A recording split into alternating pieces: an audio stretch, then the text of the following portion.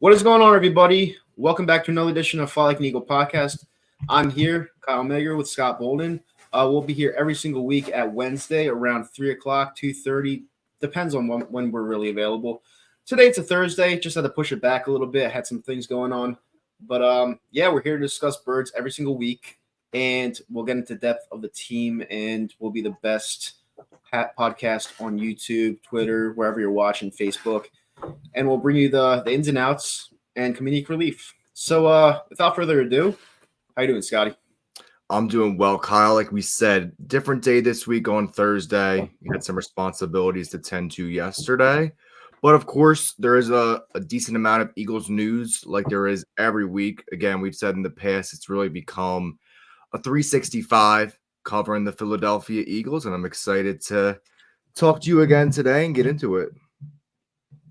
Absolutely. There's nothing better in the world. Now, there were a lot of things that actually went on this week, as in Jeffrey Lurie and Nick Sirianni had both having pressers. Now, I'll get right into it. Nick Sirianni's presser, we all know he's a weirdo. We all know, whenever he talks, you just want him to shut up immediately. And when you actually do listen to him, because people want you to listen to him, he says nothing of substance. And when he talked on Monday, it was really nothing of anything. He talked around 7:30 in the morning. I think it was like 7:30, 8 o'clock in the morning. I don't know why they're up that late anyway, up that early anyway. But I was listening to The Fanatic as I was just up and about doing my own routine. And I was like, this guy is here to be a puppet. I said this last week. He's not a head coach. He's just here to be a puppet. He's here to look pretty. And, to me, that's not the Philadelphia Eagle way. But at the same time, if you need that rah-rah guy, I guess he's pretty good at doing that, and it lifts the spirits of other players. But after last season, I don't know if it could be enough rah-rah for this guy to bring to the team. So I don't know your thoughts on that, but I got absolutely nothing from his presser. So as far as Sirianni goes, I think they talked yesterday. I'm not sure if it was Monday because I know Sirianni was Monday. Okay, and then maybe Lurie was yesterday, I think. Mm-hmm. So for me, it's kind of like I really can't talk about one without the other. Right. After watching so I am a fan of Jeffrey Lurie. I just think the way he speaks and kind of is very analytical and kind of combines everything together definitely connects with me as a fan and just as a person in general. So to get in a little bit about what Jeffrey Lurie said during his press conference, he basically put a bow on last season and explained the evaluation process of Sirianni and just the coaches in general.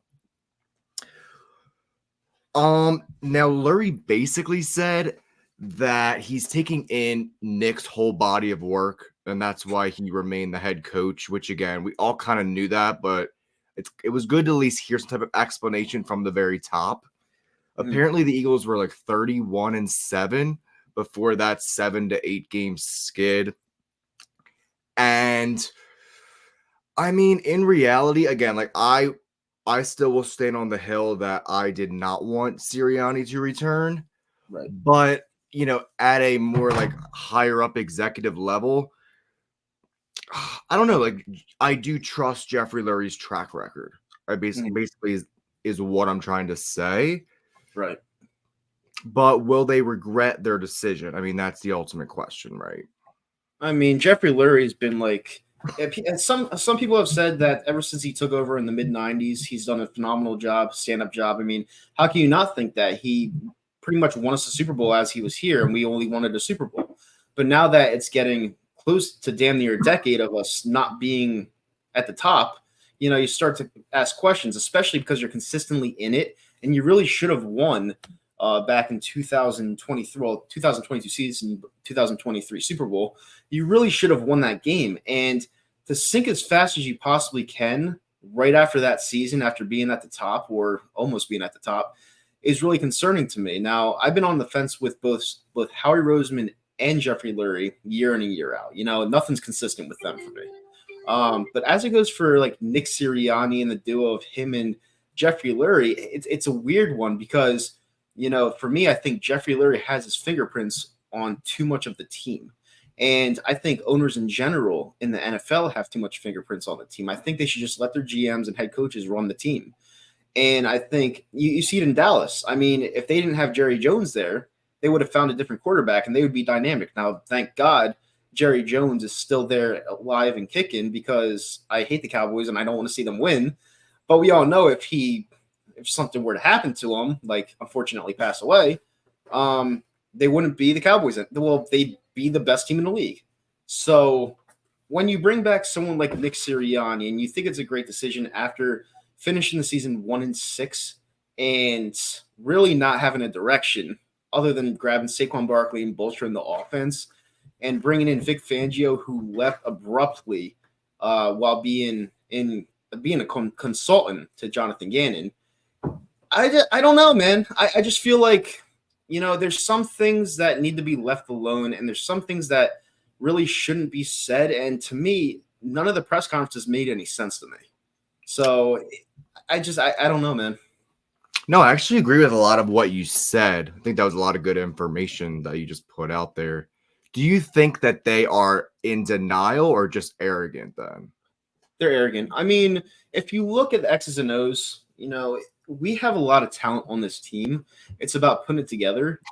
And to me, I feel like when someone tells them something, that it goes through one ear and out the other. Even if it's the correct thing that'll fix the team at a quick pace, they just want to do it their own way. If they win another title, they want to say that it's theirs. They didn't want any help from anyone else.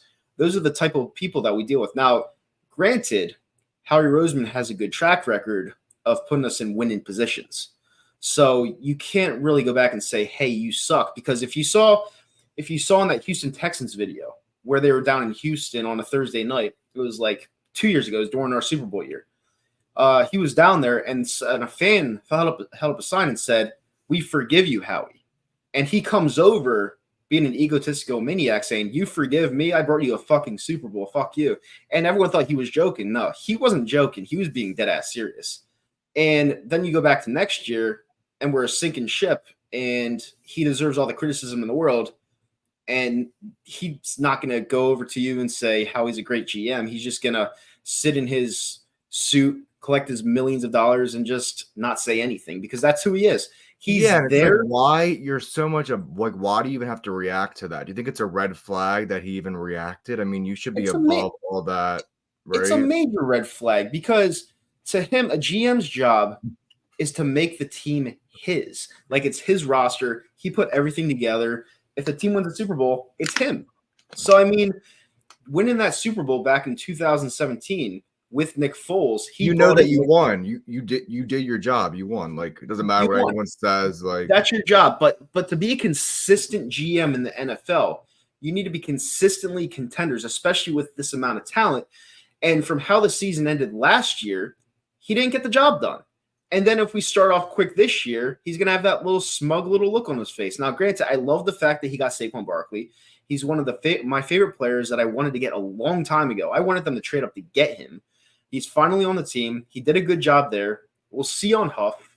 I mean, Kenny Pickett, he always loved. If you go back and look at clips on YouTube, he always loved Kenny Pickett. He doesn't scout players. And he went up to Pittsburgh and scouted him against UNC on TV with binoculars. He loves Kenny Pickett. So I wouldn't be shocked if he wanted to make the team his again and set up to where if Jalen Hurts fails, he could kick him right out the door like he did with Wentz.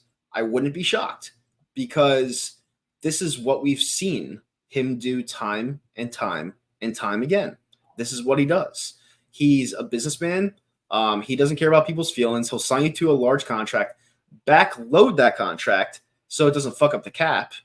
And if he doesn't want you anymore, he's some other team's problem because these teams don't know what he knows to where when he thinks a player is done and they really are done, other teams will take advantage of that, take on his cap because take on his contract because they believe that Jalen Hurts would have something left in the tank based off of how he looked in the Super Bowl, when in reality he might not. And then he has his backup piece in Kenny Pickett, who he probably always wanted, in my opinion. But we'll see how that goes. We'll see what happens. I'm not saying Jalen Hurts is going to get the boo. I'm not saying any of this. All I know is I know how Howie Roseman works. He's a weasel. When it works out for him, he has that smug look on his face. He's very arrogant. And when it doesn't work out for him, he's nowhere to be found. That's just who he is. So him and Jeffrey Lurie's combination, it's going to be here for 20 years, whether we like it or not. And whatever. Obviously you just threw a lot out there. I do have a question for you. Kind of like to jump off of that a little bit. During Lurie's presser, he did say that, we obviously know that Sirianni's not going to be calling plays, or, he hasn't since the beginning of 2021.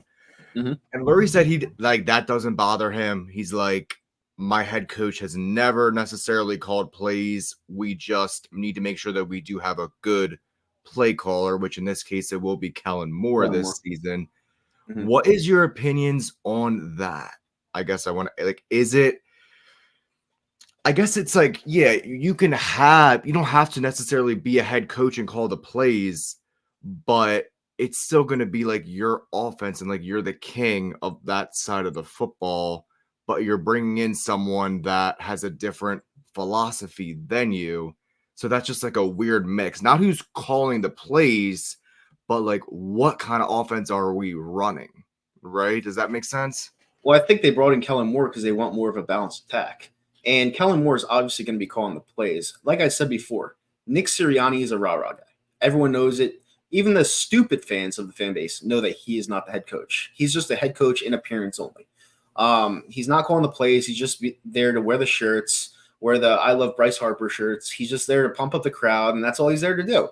Because after the Chiefs game, you saw that he went back to the locker room and said, hey, bye, Chiefs fans, and then we got our asses kicked in like 6 straight games. It was comical to me. I used to think that Nick Sirianni was some sort of substance to this team. And after last year, I agree with you. I don't know why he's back. You couldn't get another guy to fill his shoes.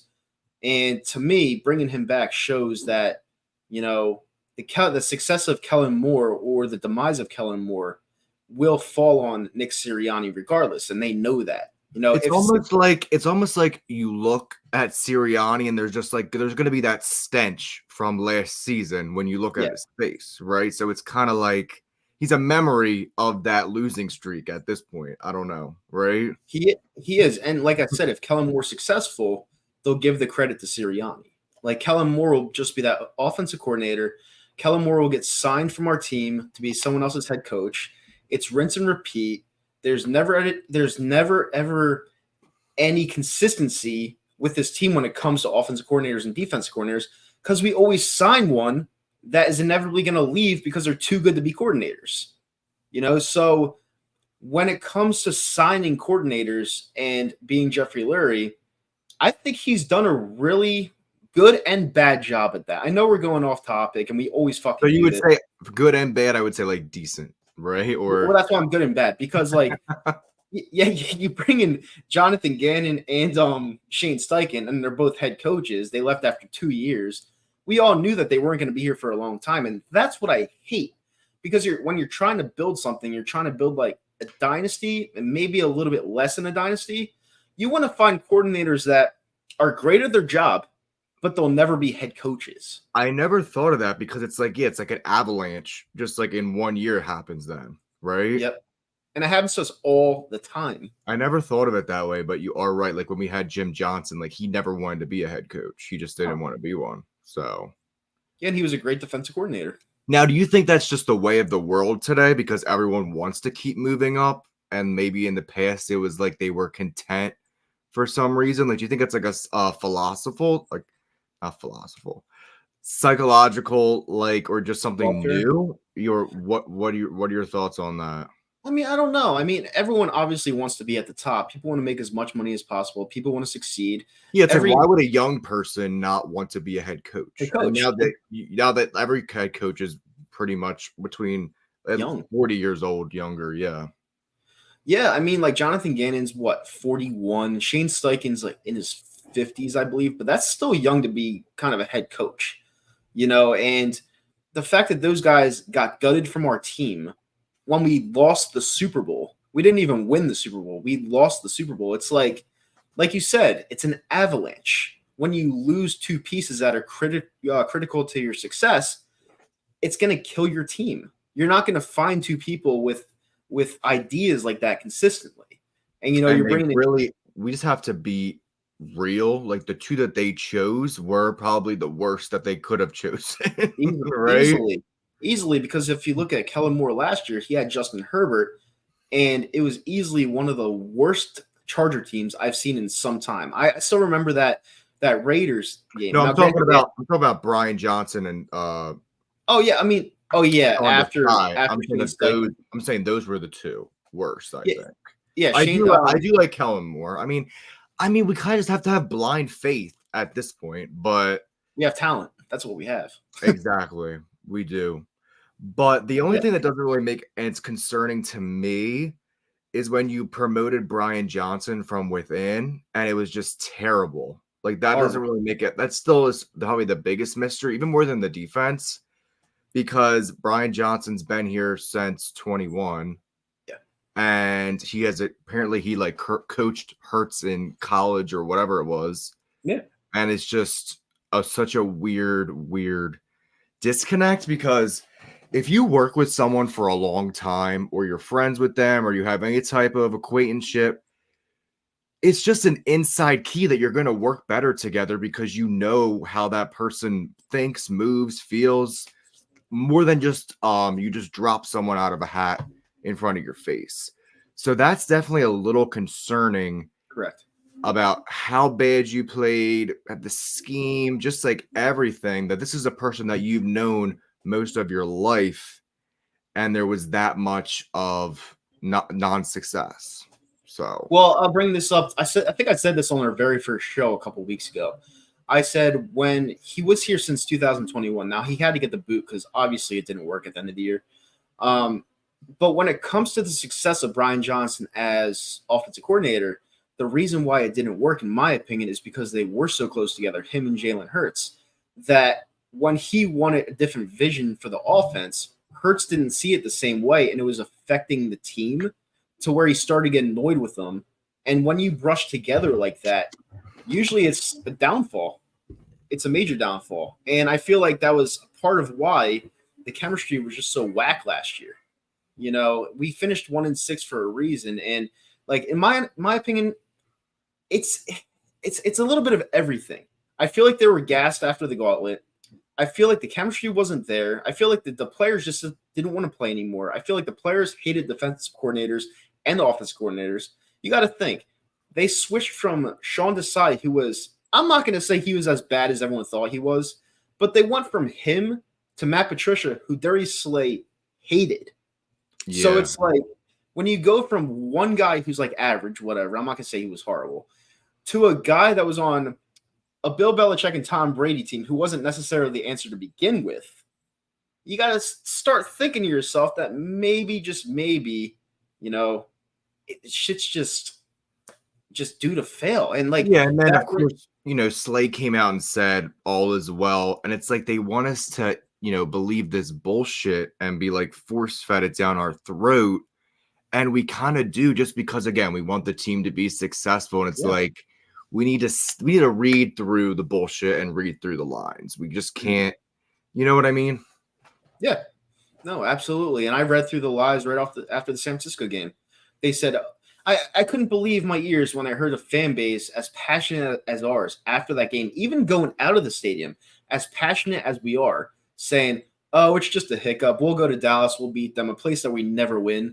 We're gonna go there after we just got our ass kicked to a team that wanted to kill us the whole offseason.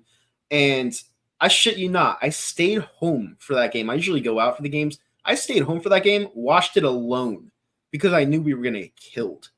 And getting beat up in Dallas like that, I was like, yep, this team might not even make the playoffs. And we almost had a shot of not making the playoffs, if you really think about it. And honestly, I feel like if the Carolina Panthers played us in the playoffs, I think they would have beat us. Well, that's how bad we were. You know, at the end of the day, who cares if we made it or not, right? Yeah. Seriously, I mean, awful. Yeah, and that's the only thing. It's like listening to Lurie, he's like, you know, I still think we have like the right ingredients, and like football head coach has high IQ, blah, blah, blah. It's like you lost to the Arizona Cardinals playing to win the division, like one of the worst teams. So it's just like, I don't know. It's kind of like why to take everything with a grain of salt. Even though I said to start off here that I do like Lurie, but again, last year was such an extreme. It's not like you were losing to the Bill Belichick, Tom Brady Patriots. No. You're losing to Jonathan Gannon and coming off an injury, Kyle Murray and James Conner. Like, it's just. Yeah, I mean, not only that, you lose to Drew Lock in a 90-yard touchdown. Who's going to be a backup now again, right? Not a starter, right? Yep. You lose to Baker Mayfield, and we only scored 9 points. And you beat him earlier in the year. Yep. It was just a really embarrassing year, and I'll never forget. I actually called into the Fanatic, the John Kincaid show, and I said, like, you guys are like pretty much it's over. The way they were talking, I was like, yeah, you have to talk about it, but it's over. They're like, yeah, I have no faith. I just want the season to end. And little do you know, everyone knew it was coming, but people like me are so passionate about the team, you don't want it to end, but it's going to end.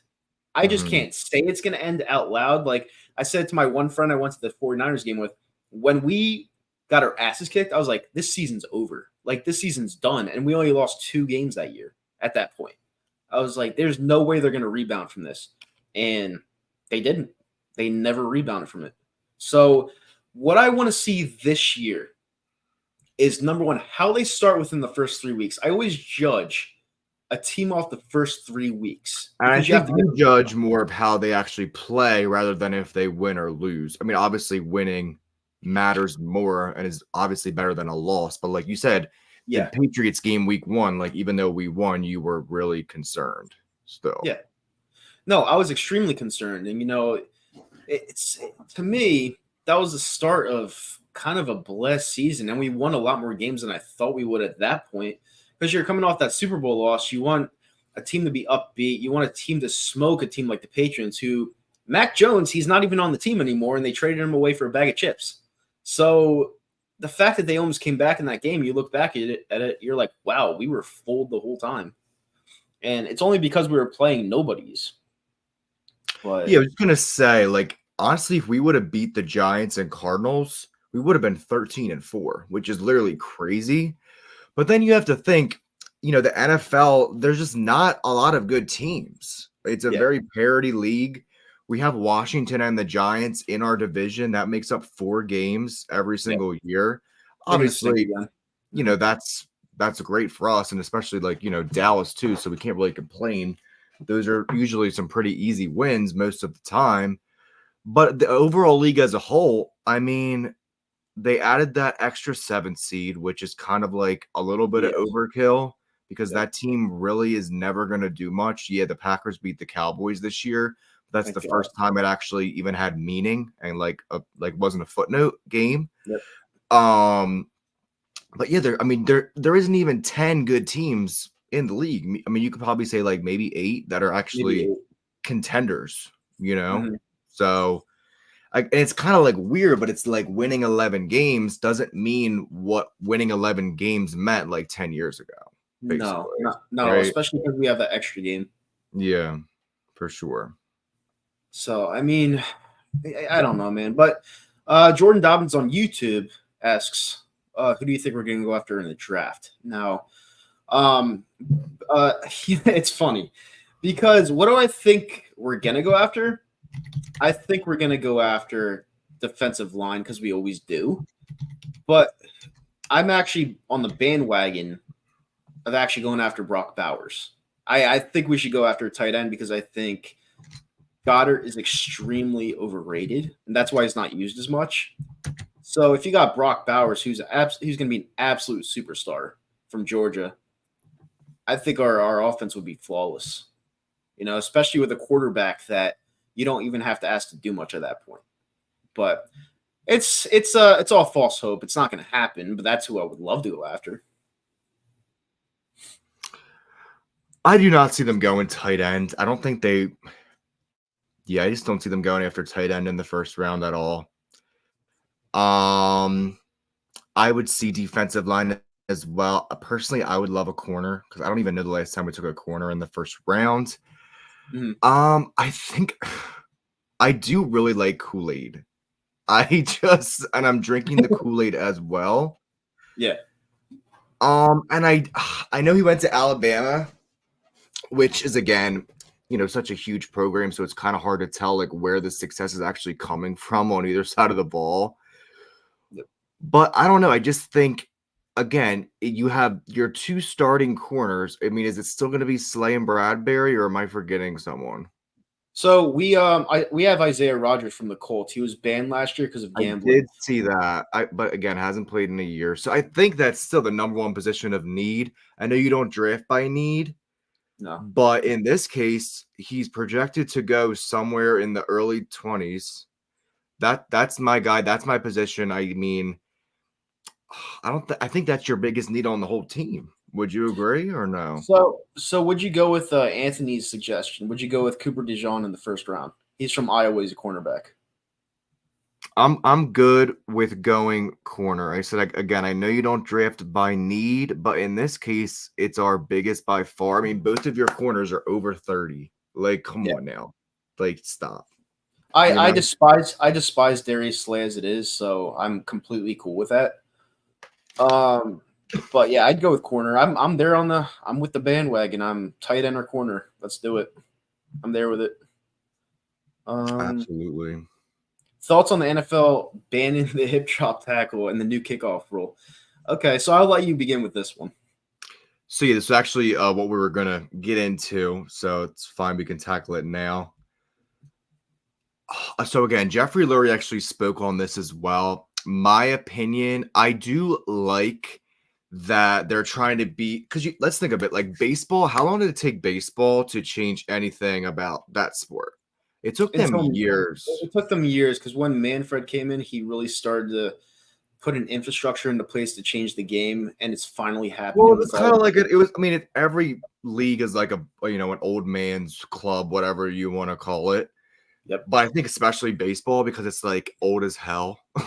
Like that's it's American pastime for a reason because it's fucking old. Exactly. So and everyone old is slow to implement change or change anything just because they don't want to.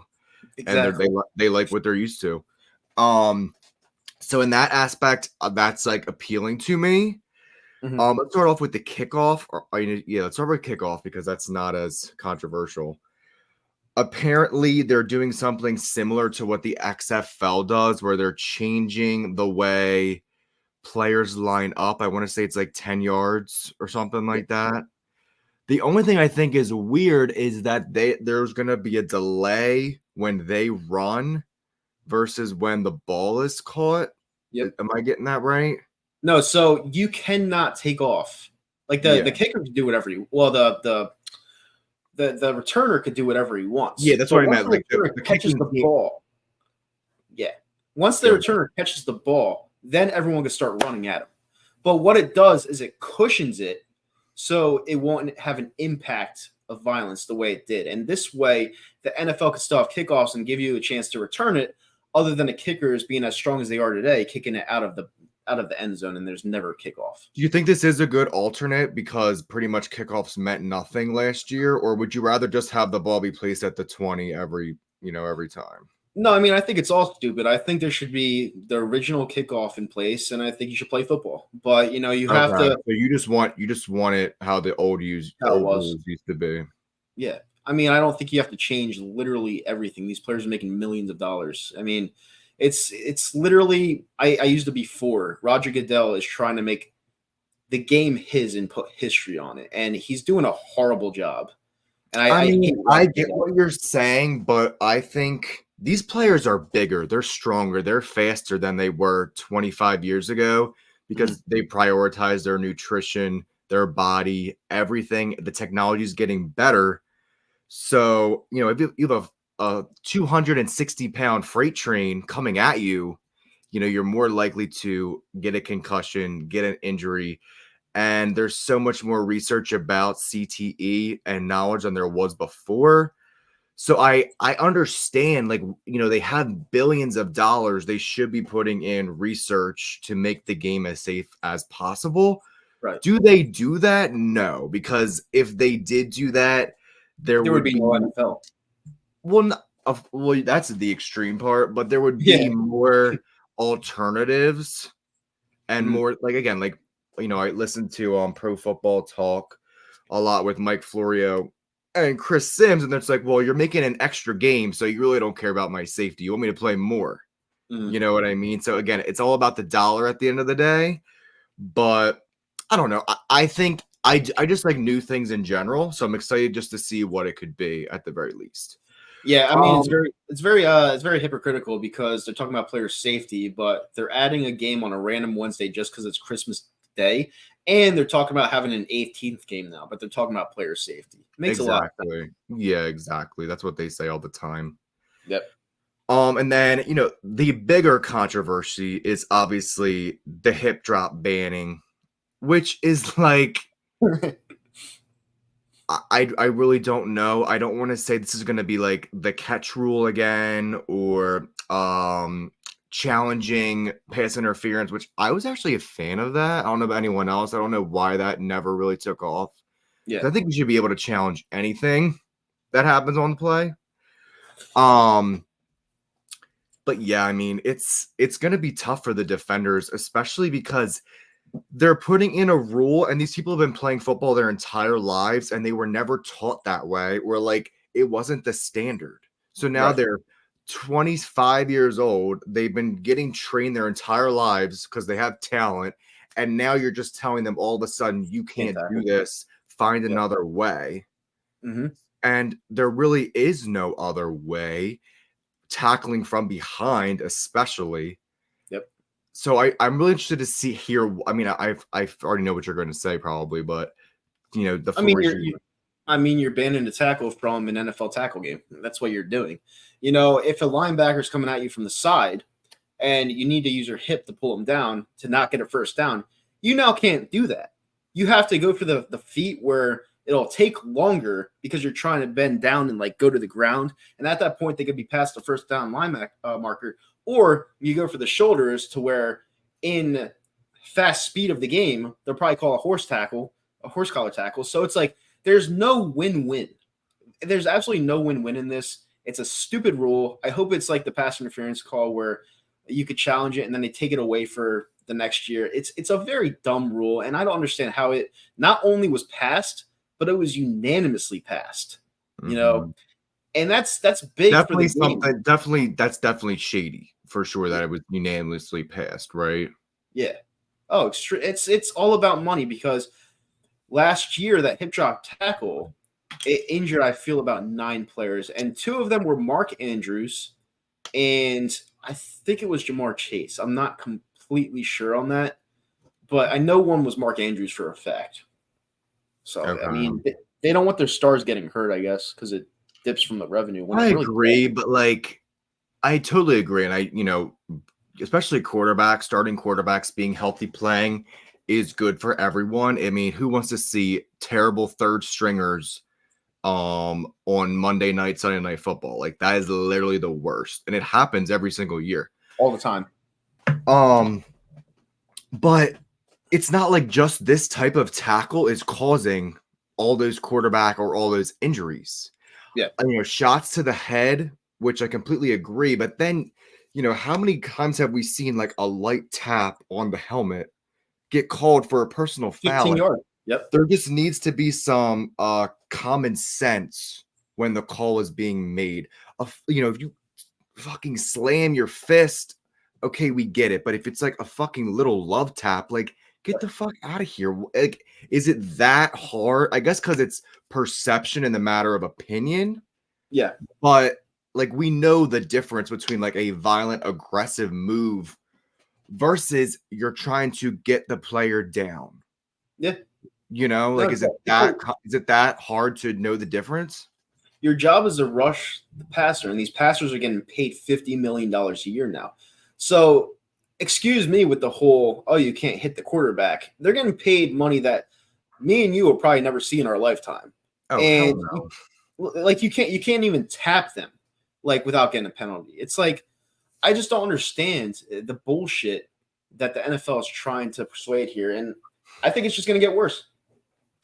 Well, it is crazy to think in the 90s, and I guess even in with that whole Saints controversy with that whatever his name was, there used to be bounties on players. And look Hmm. where we are now. I Yep. mean, the evolution is insane. Of course, bounties are crazy. Of course, they were common back in the day, just like Hmm. that kind of like more barbarian lifestyle in general in the world. But, it's changing in a drastic way. And like you say, it's probably we're just at the beginning. You know, Yeah. will it ever be flag football? Because we know the NFL will never go away. It's way too profitable. It's just No. it's a mega power. No. So It'll it'll be it'll be rough. It'll be rough touch. It won't be flag. so like push someone down is what you're Yeah. saying. Yeah. Literally. So if you push them too hard, though, you'll get a 30-yard penalty. That'll be in the future. So you got to be careful. Just tap. What's your point? It's hard to say, but I mean, the road we are going down. But the thing is, like, I feel like there needs to be changes in like fucking helmets, pads. Like, there's so much more that they could do and invest that money into. Do you agree Mhm. with any of that or no? Like that there is a lot of different things that they could change rather than just the way to tackle. I mean, they've already changed helmets. I don't know if there's much you can do for a player's safety, especially at the speed of this game with the players built as tank trucks like they already are, and especially running as fast as they are. So I don't know if there's so much you could do with that. That's why they're changing so many rules. But I mean, you see rugby players without helmets, without pads, hitting each other like NFL players, and they barely ever get hurt. So maybe it's better to get rid of the helmets and play without one. Maybe they should try Exactly, that. and they probably would love that because just the visibility of someone's face, it's more Yeah. marketing, star power, whatever, more popularity. I Yep. could possibly see that happening. I mean, it depends. That's Now, I actually mean, a really good point. in hindsight, it seems barbaric, but if you think the helmets are that big to the game where they're causing so many concussions, maybe it's something they got to try. Yeah, and You I'm know? and I'm sure somewhere in the back closet, back room, they probably already had that conversation for sure, right? Oh, 100%. But people in the public who are soft as it is will say, Oh "No, my you can't God, you're do that." taking football away in my helmet, Yeah. right? Yep. Literally. But yeah, I mean, as Faking on YouTube said, I guess NFL is just trying to make us fans unwatchable with the rules changing. I mean, they are, but we're still gonna watch. It's still gonna have the most ratings ever, and we're the dummies because we keep giving into it And every single year. imagine if they ever took helmets away, that would probably be the highest rated game. People just want to see what it's going to look Oh like yeah, because you know what I mean, yeah, right? yeah. It would be like the UFC, but you could actually tackle somebody. That's It'd be funny. great. Yeah. Someone in here Oh, asked about. I know you have to get off in 7 minutes. This is a quick show today, guys. I'm sorry. It's like on a Thursday. We usually do Wednesdays, and we had to push it back. So it's a very quick show today, and it's funny because today we had a lot to talk about, and it really went by quick. Um, but I want to get into this one. We kind of talked about it last week. He wanted to share his thoughts on Kenny Pickett as an Eagle. He's a backup. That's my opinion. Jalen Hurts is the quarterback. We pay him $50 million a year. I think the Steelers gave up on him too quickly. But until Jalen Hurts gets hurt or he's off the team, you're not really going to see Kenny Pickett. So those are my thoughts on that. my But thoughts are like, and you kind of mentioned last week. I know we talked about it. I know you're kind of like, you would say you're like a fan of Kenny Pickett though, or no? I mean, I wouldn't say I'm a fan. I just know what the outcome's going to be. I know that Howie Roseman loves him, and I know You're whenever he saying brings is he going to start 3 games next year? this year, Yeah. I think it's very possible. Yes, I think so. 3. And that is because of a Hurts injury, I'm assuming, right? That's either because of a Hurts injury or because Hurts is playing poorly, which I don't think he'll play that poorly. No, I Um, don't. I don't. Yeah, how are you going to bench? What does he get paid? 100? It's no, what? no, 254 for 4 years. And then it's like 49. Is it 49 or 48 million a year? I think something like that. So Yeah, he gets paid a lot. just if it's not injury, he's not coming out. No, he's not. So we could get rid of that dream or not dream, whichever fence you're on. But linebacker and corner. Listen, linebacker we never go after ever. So you could cross that out. And then corner, I'm on the bandwagon. I go for a corner. So I mean, at the end of the day, no one really. Oh, by the way, thoughts on Devin White? I think he's trash, but he's better than anything we have. So it is what it is. But at the end of the day, we don't know how this team's going to be. Any NFL fan doesn't know how their team's going to be until you see that first snap, second snap, third snap of week 1 in the NFL. It's all on paper. We had the dream team in 2011. We all thought we were going to the Super Bowl that year because we got Jason Babin, Nnamdi Asomugha, DRC. We got all those players, and we were an 8-8 football team. We actually started off 4-8 and finished 8-8 because we played shitty teams. So you never know how it's going to be, but on paper, we look pretty good on offense. I'm not going to say defense, but I'm going to say offense. We look good. We need to bring back Hassan Reddick, and we need to make him happy. That's just pretty much it. A lot of different factors and variables there for sure. Like we said, it's definitely probably one of the biggest mysteries seasons coming up where we really have no idea what to expect. We know that we still have talent on this team. We have a $100+ million quarterback. So, I mean, especially like if you paid your quarterback, expectation should always be playoffs at least. Right. You know, like why else are you paying someone $100+ million at the most important position? And, you know, we're not going to expect to not be successful or like for shit to hit the wall, you know? Well, I think the reason why they brought in Saquon Barkley is because they're trying to take a brunt of the load off of Jalen Hurts. You know, they don't want him to do as many tush pushes. And I think when you get towards the goal line, I know it's a guaranteed play, but you're going to take a chance with Saquon Barkley this year other than you did with Swift because Swift, he's not as big as Saquon Barkley, you know, and Saquon Barkley can truck into the end zone. I don't think Swift could have done it, and they didn't trust him. So they used Jalen Hurts. But you gotta protect your asset. You have to protect your quarterback, and you got to stop with the tush push at the goal line because you have other ways of getting in. Like, I'm sorry. You just do.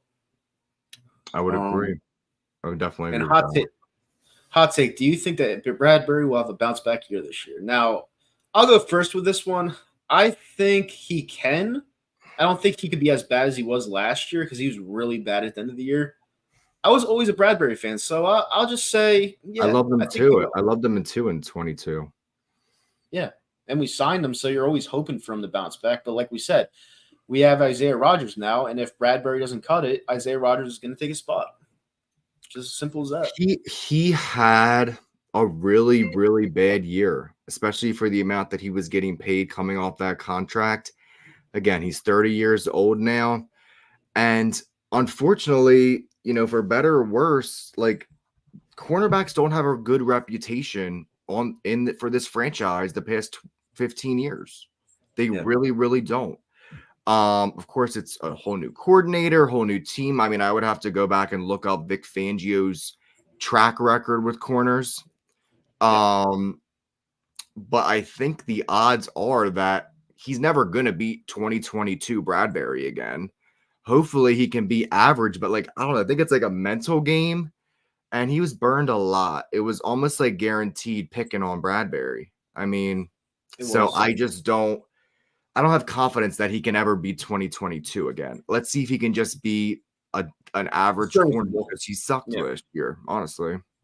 No lies detected. I agree 100%, and I'm a fan of him. But like you said, we never know. You know, this is why we're here every single week. Now, obviously, this was a special day. Less time than usual, 45-minute show. But nonetheless, we got on. We talked about what we had to talk about. And next week, we will be back at our original time, 2:30 to 3. We don't know which time we're going to start yet. It's up in the air. We're never really set when it comes to times. So that's just part of the show. But at the same time, we'll be here. We keep you on your toes. We keep you guessing, right? Exactly. But we'll be back here nonetheless, Wednesday afternoons, here to talk about the Eagles. Even if it's a slow week, we'll be here to talk about them because we both love them. and we want what's best for them. But Yeah, it's like your Eagles therapy, right? literally, if you have anything to talk about when it comes to birds, if you want to punch a player in the face, come here and talk about it. Don't do it though. Don't do it. Yeah, don't get a charge for assault, right? Yeah, it's stupid, especially in Philly. He'll walk right out anyway. But anyway, yeah, thanks for coming on again, Scotty, and fly Eagles fly. Absolutely. Take care, guys. Have a great rest of your week. All right, see you guys.